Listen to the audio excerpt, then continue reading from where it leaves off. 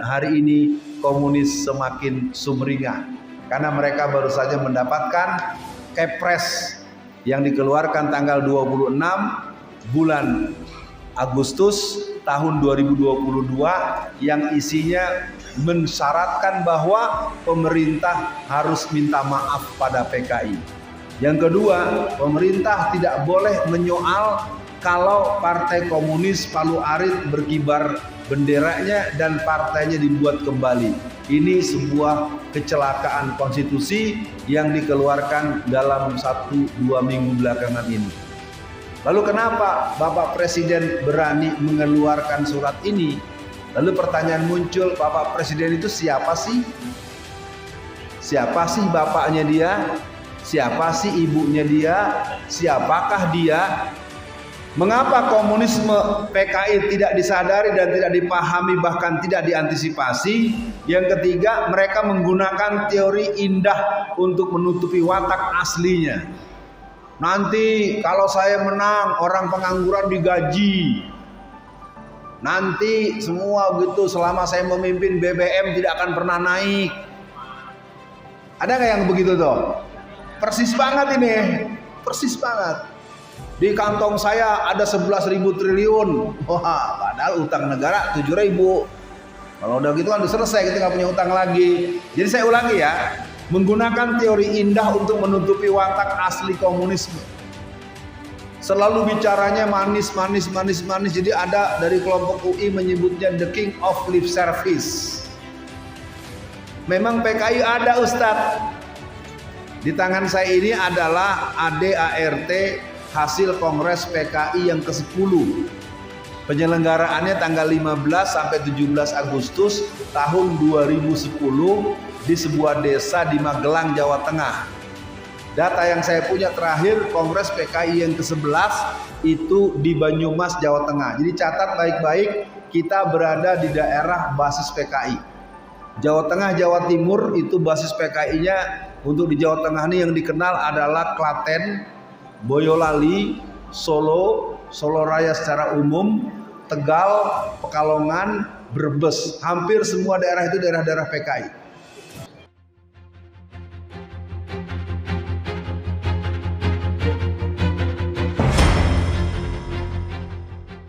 Jadi bapak-bapak, ibu-ibu, anak-anak yang berminat, Ustadz Alfian akan meneruskan penyampaian. Bagi kalian yang mungkin kurang bisa menyerap permintaannya, mohon dibantu tidak mengeluarkan kata-kata yang mengganggu proses penyampaian.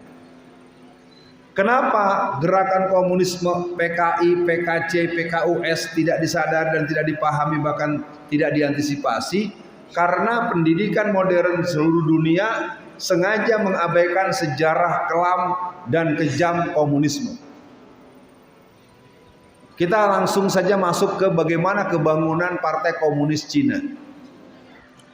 Partai Komunis Cina itu dibentuk pada tahun 1921, lebih telat setahun dari Indonesia. Di Indonesia namanya Partai Komunis Indonesia PKI, dibentuk tanggal 23 bulan Mei tahun 1920. Nah, kalau nanti kita akan berdiskusi dan saya pikir saya harus mengatur waktu sehingga maksimal jam 9:30 saya harus menyudahi pertemuan ini. Nah, yang jelas buat semua yang hadir, poin pertama sudah kita buka, bahwa buku-buku tidak mengkhabarkan betapa sadisnya pembunuhan yang dilakukan oleh orang-orang yang berpaham komunisme. Nah, supaya kita masuk, mari kita ikuti apa yang pernah dilakukan oleh para ulama kita masa lalu. Pada tahun 1957 ya, saya mengabadikan dalam buku yang saya tulis, ada pertemuan para ulama di Palembang.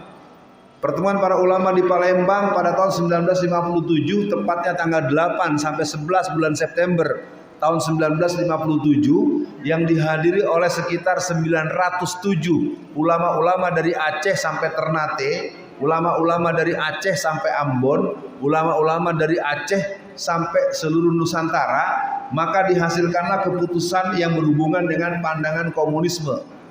Mari para jamaah, anak-anak dan para pemuda-pemudi dan yang berminat, mari kita dengarkan keputusan Kongres Alim Ulama di seluruh Indonesia, di Palembang tanggal 8 sampai 11 September 1957. Setelah mendengar dan membahas secara mendalam ideologi ajaran komunis, mengambil kesimpulan sebagai berikut. 1. Ideologi ajaran komunisme dalam lapangan falsafah berisi ateisme, anti Tuhan dan anti agama. Ya. Jadi ada orang yang marah atau orang yang menghina, orang yang menganggap tidak ada kehidupan setelah kematian.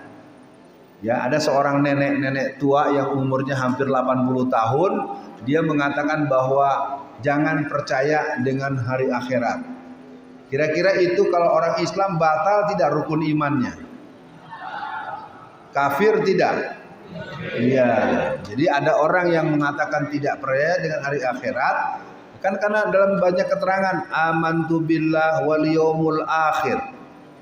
Apakah dalam hadis-hadis Nabi atau statement-statement Rasulullah di banyak kesempatan sering begitu. Ibu-ibu, bapak-bapak, karena ini bagian yang sering tidak terpahamkan dengan baik, bagi yang berminat saya teruskan dulu. Karena nanti kita akan seru kalau mulai ada pertanyaan, nanti kita mulai membuka kisah-kisah kekejaman gerakan komunis, dan yang perlu kita perhatikan hari ini komunis semakin sumringah karena mereka baru saja mendapatkan kepres yang dikeluarkan tanggal 26 bulan Agustus tahun 2022 yang isinya mensyaratkan bahwa pemerintah harus minta maaf pada PKI.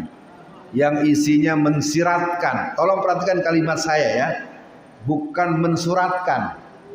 Paham kalimat saya? Kalau mensiratkan berarti tertulis atau tidak maksud di situ di sini. Tidak. Tapi kalau kita baca seluruhnya, ini mensiratkan dan mensyaratkan pemerintah harus minta maaf pada PKI.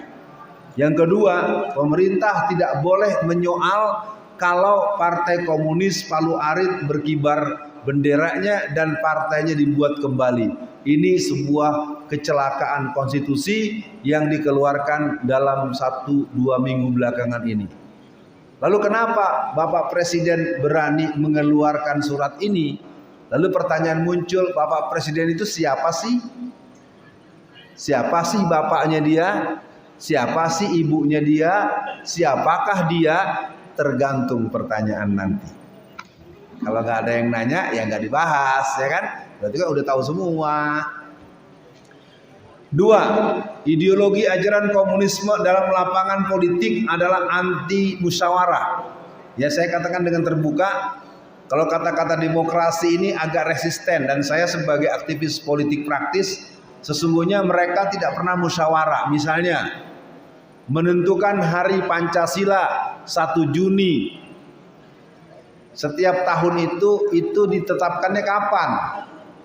Tidak ada pembahasan. Tidak dibahas di DPR RI, tidak dibahas dalam RDPU di DPR, tidak pernah ada pembicaraan dengan pihak-pihak terkait.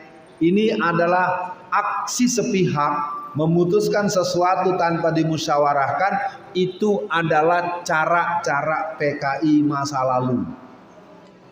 Atau masyarakat dibagi traktor, ya, dulu tahun 2014, ya, ketika Pilpres selesai, warga Ngawi, warga Blitar, dan para petani-petani di Jawa Tengah, Jawa Timur itu diberikan traktor-traktor gratis. Tahu traktor? Untuk membajak sawah, ya, traktor untuk sawah dibagikan gratis kepada para petani, kepada para pembajak sawah. Tapi pas Bapak Presidennya sudah pergi, traktornya diambil lagi dan dibawa pulang oleh panitia. Bagus ya? Bagus. Itulah Indonesia. Yang ketiga, ideologi dan ajaran komunisme dalam lapangan sosial menganjurkan pertentangan kelas dan perjuangan kelas. Nanti semua yang akan mendalam ini akan Ustadz Alfian jawab sesuai dengan pertanyaan.